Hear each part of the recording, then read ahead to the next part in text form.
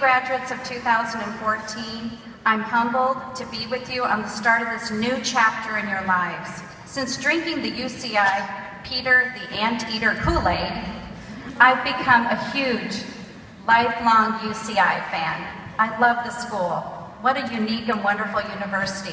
And to think that 42% of you are the first to attend college in your family is truly amazing. Wow, you're making your family so proud today. We all know you would not be graduating if it were not for the support of those families and friends, so let's thank all your families and friends who are here today.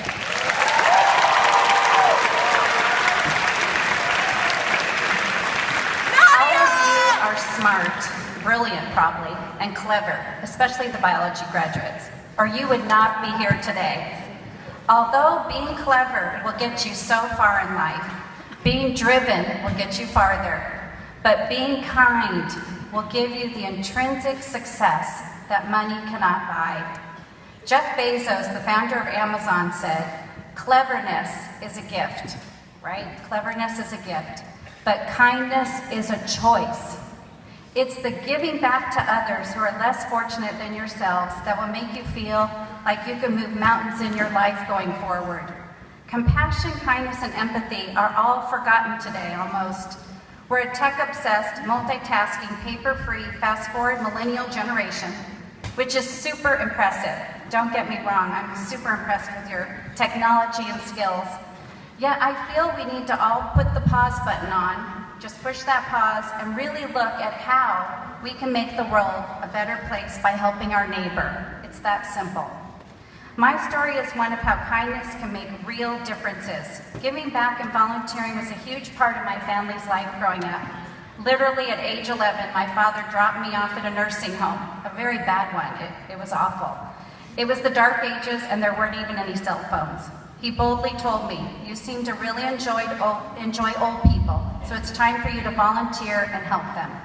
See if you really respect their wisdom. As a kid, I enjoyed spending time with older adults. I loved their stories. Life lessons were amazing. Their patriotism gave me chills. And of course, their war stories were always the best. I'm sure you've heard some of them. But understanding how the greatest generation made our country what it is today is inspiring. They were the wisest people I'd ever encountered. And I thank my father for all that wonderful volunteerism he gave to me. As a result of his indoctrination of kindness, I'd like to share my father's wisdom with all of you. Believe it or not, my father was born one of 17 children in Wisconsin, 17 from the same mother and father. After his dad suddenly passed away, he was placed in a horrible orphanage. He not only made it out alive, sort of, he graduated from the University of Wisconsin and Loyola Law School. He was the first to attend college in his family like many of you today. And he did it all on his own with no family and no support. He's a man of success from rags to riches, the epitome of the American dream, that anyone could become accomplished with hard work and determination. He was driven his whole life. However, if you asked him how he got to where he is today, he would define his success by how he treated others. These 3 points made him successful and influenced me in my life to choose the humble route. Number 1, his famous saying, be a change maker, be different. Don't just show up to 8 hours of work every day, put in a full hard day of work, follow through, and do not be on time, be early. Be driven and detailed, and have the best manners in the room. Always respect the person with less power than you. I do not care if you're the most powerful or richest person in the room. You will be judged on how you treat the least in life. When I interview a candidate for a job, I take my dad's wisdom and I take him to lunch. I sit there and I watch them in the restaurant. I do this with anyone I may go into business to. You can really truly see a person's values and how they treat others, especially at any restaurant. If they're not kind, they're off the list. In 1996, at age 26, I was a new gerontologist, very young. I'd opened my first small facility in Irvine. In order to make a lasting difference as a, quote, change maker, my dad would say, I aspired to protect older adults from abuse. I felt older adults with dementia or Alzheimer's disease could not speak for themselves. They could not remember. They could not report events. What if someone stole something from them? And most importantly, what if someone abused them? With memory loss, anything tragic can happen to the person who can't protect themselves. Logically, I felt a rape or abuse would not occur in the living room of the facility. It would occur in the bedroom with the door closed. I applied to the state of California for a license and installed video cameras in every room, including the bedrooms. Quickly, we were filled with residents in our first facility in Irvine, and soon after, a lot of drama began. After about 1 month of operation, the state of licensing evaluator came back out and said, "You know, I've made a mistake. I approved your camera monitoring system, and you know, it seriously violates resident privacy. We cannot allow you to take anyone in their bedrooms." We were asked to turn off the cameras or the state would pull our license within 24 hours. All of this was bewildering because I had done the legal thing. I had informed consent from the families, the employees, the residents. We even had potential employees that really didn't want to work for us. They didn't want to be camera monitored. What a screening tool, I thought. Everything was going so well. And I kept preaching to them about safety. What about their safety? What if they fell? They can't tell us how they fell. What if they lost their dentures? Anyway, something amazing soon happened. The next days ahead, the Orange County Register put me on the front cover 3 times, and I received thousands of letters applauding our choice to have cameras, and no one mentioned the lack of privacy.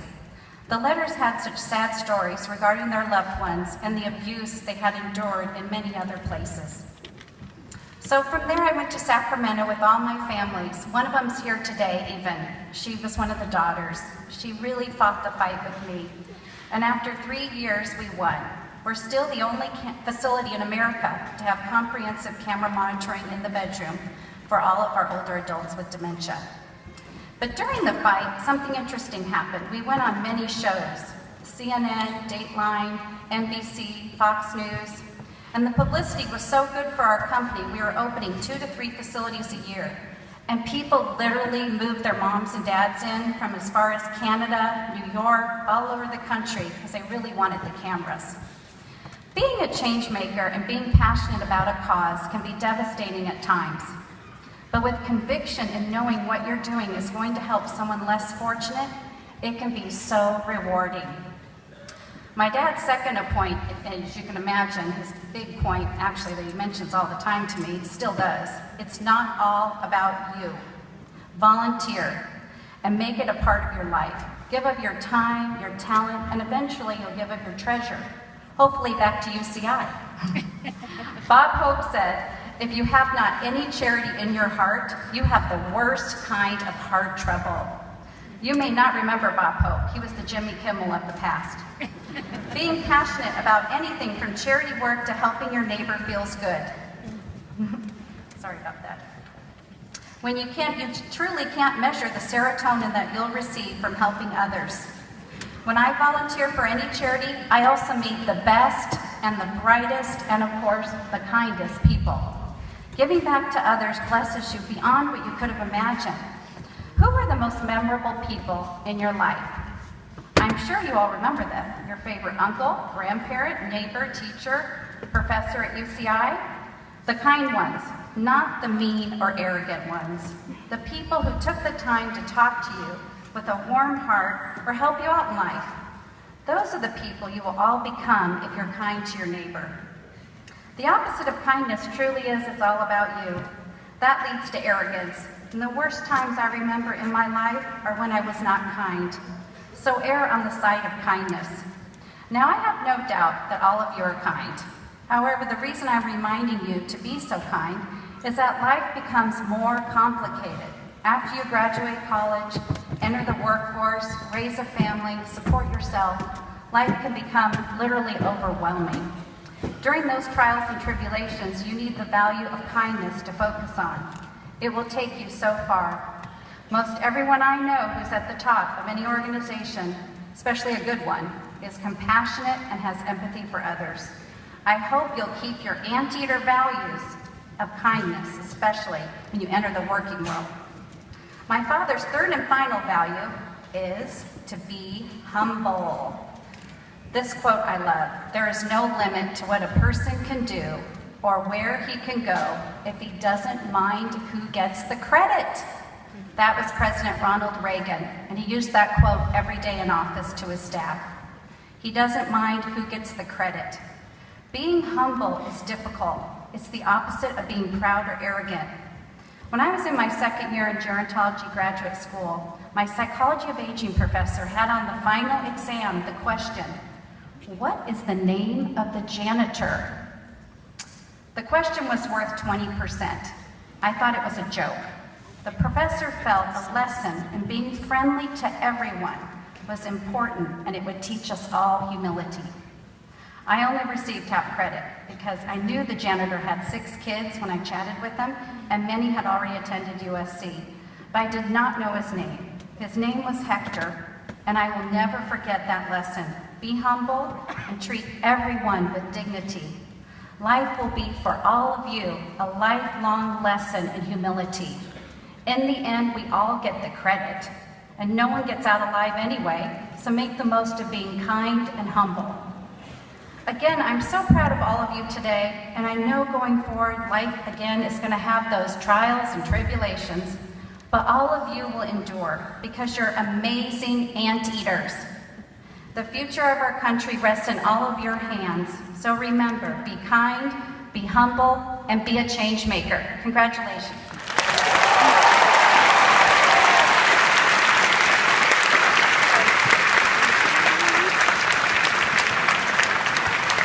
Dr. DuPont, for those wonderful words. Thank you for everything you do on behalf of the community and on behalf of UCI. Now,